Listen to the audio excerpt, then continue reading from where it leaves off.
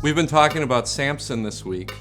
Samson was brash, he was arrogant, he was a womanizer, but hey, he could get away with it, he was strong.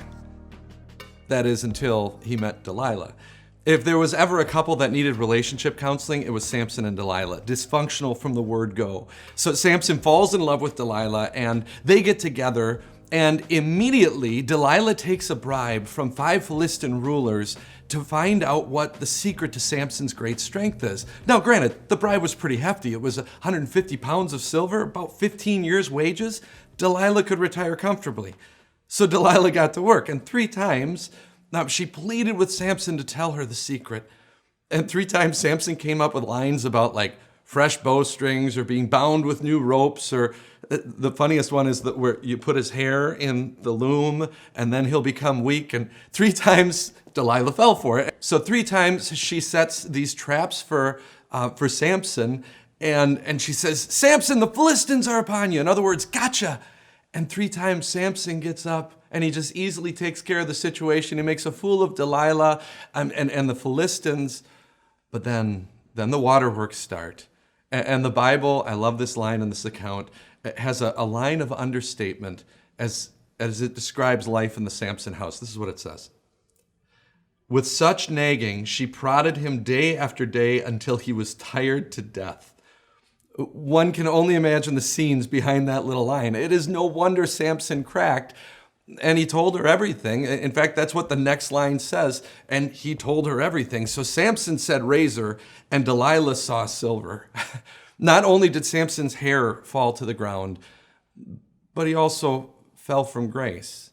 The Bible says that the Lord had left him, and that he didn't have his great strength, and that the Philistines came in and they gouged out his eyes, and they put shackles on his wrists, and they dragged him away to their pagan temple where they had a praise Dagon, Samson's Caught festival service, and they brought Samson out to entertain them.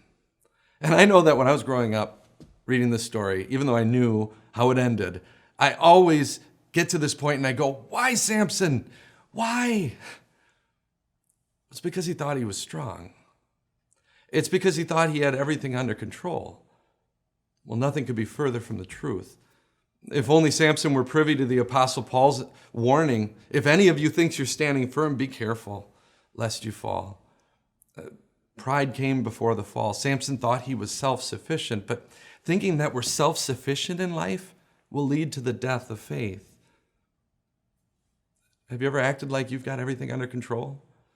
Acted like you're self-sufficient? I mean, God has gifted us incredibly. It's just that when God gives us gifts, he knows he's taking a risk.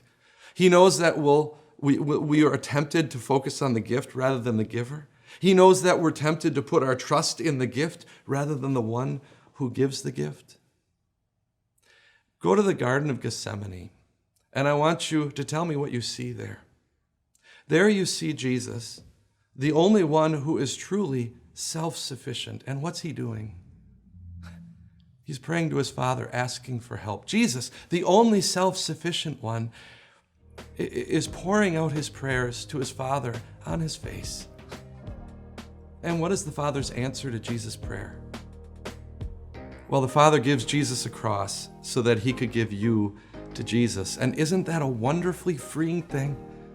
That we are not self-sufficient. Instead, everything we have, everything we need, comes from a God who loves us enough to send his own Son for us.